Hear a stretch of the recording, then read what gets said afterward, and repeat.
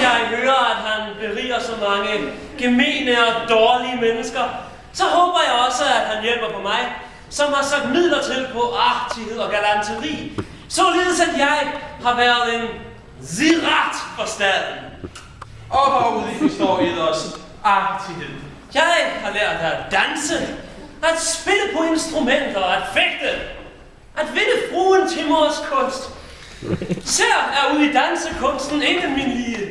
Hvis min herre ønsker at se en prøve derpå, vil jeg straks gøre den.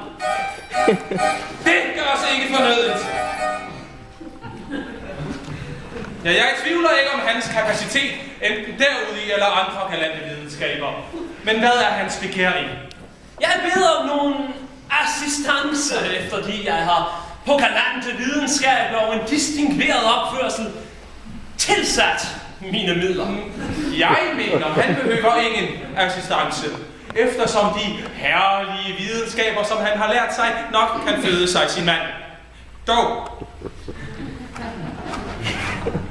Dog vil jeg ikke vægre mig for at meddele ham noget.